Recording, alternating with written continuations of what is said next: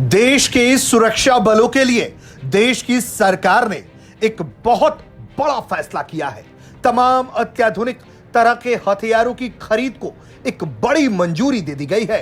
रक्षा मंत्री की अध्यक्षता में रक्षा अधिग्रहण परिषद के बैठक में 2026 में रक्षा बलों के लिए लगभग 52,000 करोड़ रुपए की एक अनुमानित लागत वाले विभिन्न अधिग्रहण प्रस्तावों को AON यानी कि आवश्यकता की स्वीकृति दे दी गई है, यानी कि सैद्धांतिक प्रशासनिक मंजूरी इन हथियारों की खरीद के लिए दे दी गई है। रक्षा अधिग्रहण परिषद ने 52,000 करोड़ रुपए में जिन हथियारों की खरीद को मंजूरी दी है उसमें कौन कौन है ये जानते हैं।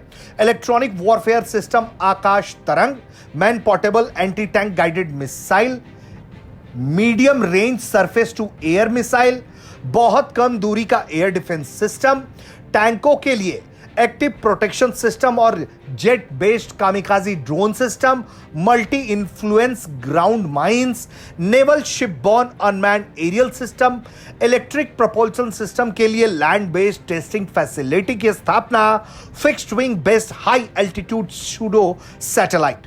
भारतीय सुरक्षा बलों के लिए यह खरीद बहुत महत्वपूर्ण है।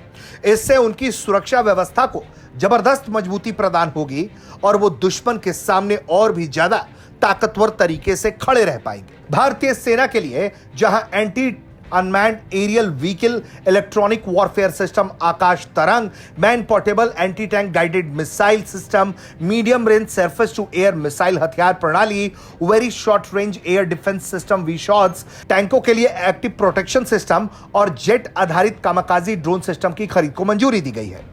वहीं आकाश तरंग सेना की टुकड़ियों को प्रभावी एंटी यूएवी सुरक्षा प्रदान करेगा। MPATGM दुश्मन की मशीनकृत खतरों का मुकाबला करने में इन्फेंट्री यानी कि पैदल सेना की क्षमता को बढ़ा देगा। MRSAM सिस्टम कई तरह के स्टैंड ऑफ हवाई खतरों के खिलाफ मध्यम दूरी की हवाई सुरक्षा प्रदान करता है। मल्टी स्पेक्ट्रल सेंसिंग वाला वी शॉट्स की अगर बात करें तो भारतीय सेना की जवाबी कार्रवाई की क्षमता और प्रभावशाली हो जाएगी। एक्टिव प्रोटेक्शन सिस्टम टैंकों की सुरक्षा प्रणाली को बेहतर बनाने और उन्हें बचे रहने की क्षमता को बढ़ाने में सक्षम होगा। जेट आधारित कामिकाजी ड्रोन बेहतर इलेक्ट्रॉनिक वॉरफेयर क्षमता के साथ साथ अधिक घातक और सुरक्षित होने के साथ साथ किफायती होंगे। भारतीय नौसेना के लिए multi influence ground mine, naval shipborne unmanned aerial system की खरीद और इलेक्ट्रॉनिक प्रपोल्सन सिस्टम के लिए लैंड बेस्ड टेस्टिंग फैसिलिटी स्थापित करने की मंजूरी दी गई है। MIGM दुश्मन की चाल चलने की आजादी को रोकेगा। एडवांस सेंसर से लैस NSUAS भारतीय नौसेना की स्थिति के बारे में जागरूकता को बढ़ाएगा। LBTF भारतीय नौसेना के एसेट्स के मोटर्स और संबंधित प्रोपल्सन सिस्टम की टेस्टिंग की जरूरतों को पूरा करेगा।